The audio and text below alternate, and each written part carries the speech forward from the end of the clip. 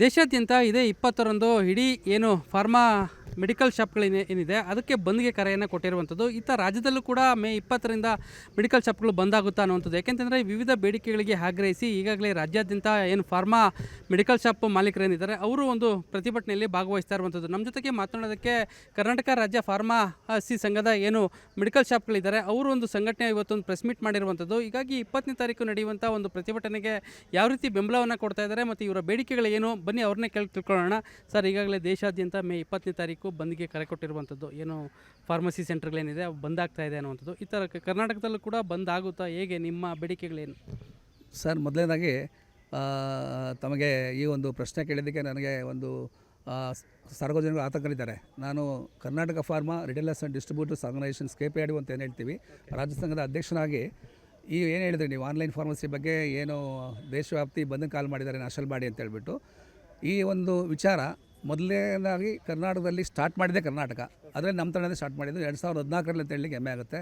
ನಾವು ಕರ್ನಾಟಕದಲ್ಲಿ ಏನು ಆಪ್ರೇಟ್ ಆಗ್ತಾಯಿತ್ತು ಎಲ್ಲ ಒಂದು ಪ್ಲ್ಯಾಟ್ಫಾರ್ಮ್ಸ್ನ ನಾವು ಸರ್ಕಾರದ ಒಂದು ಗಮನಕ್ಕೆ ತಂದು ಇಲಾಖೆಗೆ ಕಂಪ್ಲೇಂಟ್ ಕೊಟ್ಟು ಲೈಸೆನ್ಸ್ ಕ್ಯಾನ್ಸಲ್ ಮಾಡಿಸಿ 2015ರಲ್ಲಿ ಡೆಲ್ಲಿಗೆ ಹೋಗಿ ಕನ್ಸರ್ನ್ಡ್ ಮಿನಿಸ್ಟ್ರೀಸ್ ಇರ್ಬೋದು ಎಲ್ಲ ಒಂದು ಅನಂತ್ ಕುಮಾರ್ ಜಿ ಇದ್ರುವಾಗ, ಈಗ ನಡ್ಡಾ ಅವರಿದ್ದರು, ಅವರು ನಡ್ಡಾಜಿ ಅವರಿದ್ದರು, ರವಿಶಂಕರ್ ಪ್ರಕಾಶ್ ಜಿ ಇದ್ದರು, ನಮ್ಮ IT ಮಿನಿಸ್ಟ್ರು, DCJ ಅವರಿಗೆ ಮೊದಲನೇ ಬಾರಿಗೆ ಲೈಸೆನ್ಸು ಈ ಥರ ಆಗ್ತಾಯಿದೆ.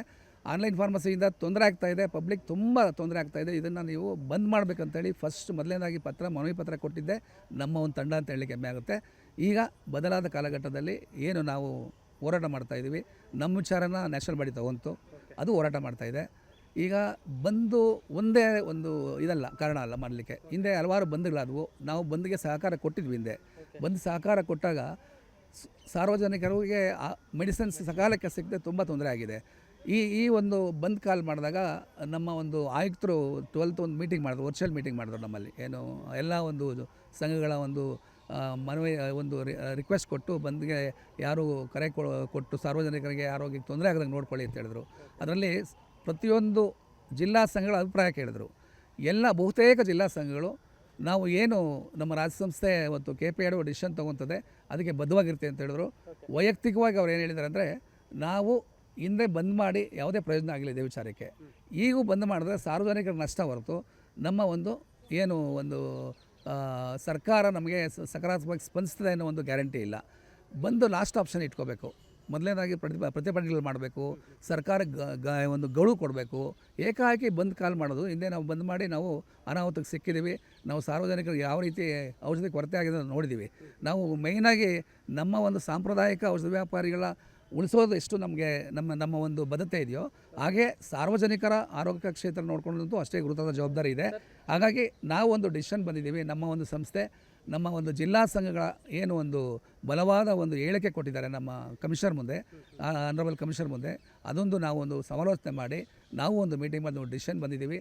ನಮ್ಮ ಒಂದು KPID ಸಂಸ್ಥೆ ಈ ಒಂದು ಹೋರಾಟ ನಮ್ಮದೇ, ಈ ಹೋರಾಟ ತೊಗೊಂಡಿರೋದು. ಈ ಹೋರಾಟಕ್ಕೆ ನೈತಿಕವಾಗಿ ಬೆಂಬಲ ಕೊಡ್ತೀವಿ.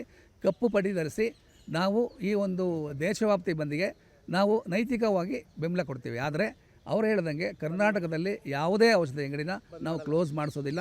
ಕ್ಲೋಸ್ ಮಾಡೋದು ಅವರೇ ವಾಲಂಟ್ರಿಗೆ ಹೇಳ್ತಾ ಇದ್ದಾರೆ, ಎಲ್ಲ ಜನಸಂಖ್ಯೆ ಮಾಡೋದಿಲ್ಲ ಅಂತ, ಬಂದ್ ಮಾಡೋದಿಲ್ಲ. ಸಾರ್ವಜನಿಕರಿಗೆ ನಾವು ಯಾವುದೇ ಒಂದು ಸಹಕಾರಿ ಆಗ್ತಿರ್ವಿ.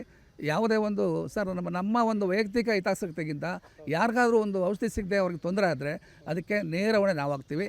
ಆ ಒಂದು ಇದರಿಂದ ನಾವು ಬಂದ್ ಮಾಡ್ತಾ ಇಲ್ಲ ಸರ್. ಈಗ ರಾಜ್ಯದಲ್ಲಿ ಎಷ್ಟು ಫಾರ್ಮಸಿ ಸೆಂಟರ್ಗಳಿದೆ, ಎಷ್ಟು ಜನ ವರ್ಕ್ ಮಾಡ್ತಾ ಇದ್ದಾರೆ? ಮೇಯ್ನಾಗಿ ಇದೊಂದೇ ಬೇಡಿಕೆನ, ಅಂದರೆ ಆನ್ಲೈನು ಏನು ಸರಬರಾಜು ಮಾಡ್ತಾ ಇದ್ದಾರೆ ಔಷಧಿಗಳನ್ನ, ಅದು ಸ್ಟಾಪ್ ಆಗಬೇಕು ಅಂತ ಅದೊಂದೇ ಬೇಡಿಕೆನ, ಇಲ್ಲ ಬೇರೆ ಬೇರೆ ಡಿಮ್ಯಾಂಡ್ಸ್ ಇದೆಯಾ ನಿಮ್ಮದು?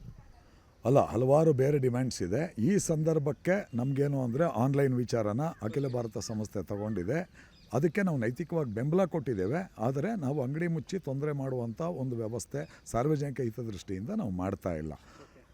ರಾಜ್ಯದಲ್ಲಿ ಎಷ್ಟು ಫಾರ್ಮಸಿ ಸೆಂಟ್ರಲ್ ಕಾರ್ಯನಿರ್ವಹಿಸ್ತಾ ಇದೆ? 45,000 ಚಿಲ್ಲರೆ ವ್ಯಾಪಾರಸ್ಥರು, ಸುಮಾರು 4ರಿಂದ 5,000 ಸಗಟು ವ್ಯಾಪಾರಸ್ಥರು ಕಾರ್ಯನಿರ್ವಹಿಸ್ತಾ ಇದ್ದಾರೆ. ಆನ್ಲೈನಿಂದ ನಿಮಗೂ ಏನು ಸಮಸ್ಯೆ ಆಗ್ತಾ ಇರುವಂಥದ್ದು? ಆನ್ಲೈನಲ್ಲಿ ಮಾರಾಟ ಮಾಡ್ತಾ ಇರೋದ್ರೆ ನಿಮ್ಗೆ ಏನಾದರೂ ಬಿಸ್ನೆಸ್ ಕಡಿಮೆ ಆಗ್ತಾ ಇದೆ ಹೇಗೆ?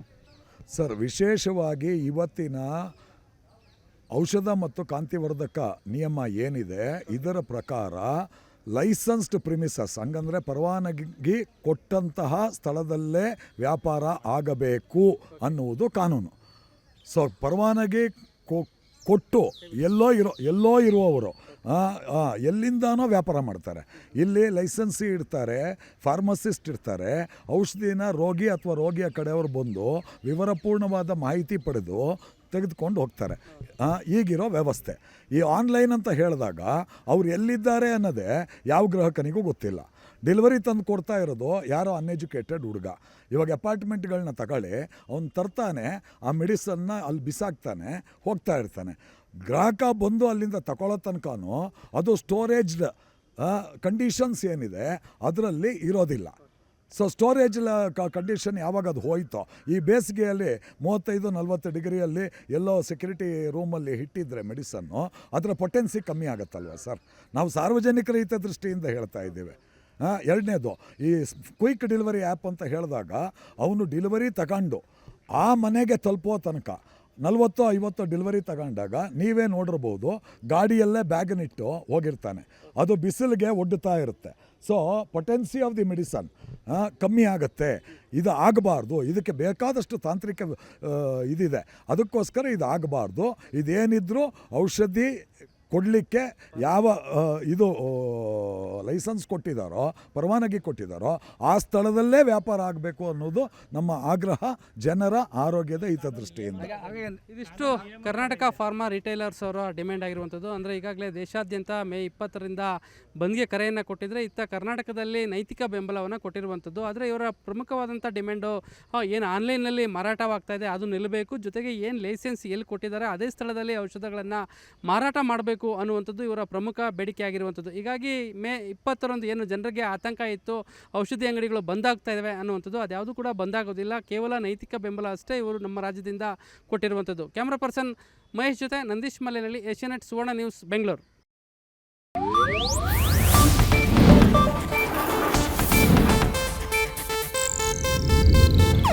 ಇದು ಏಷ್ಯಾನೆಟ್ ನ್ಯೂಸ್ ನೆಟ್ವರ್ಕ್ ಪ್ರಸ್ತುತಿ.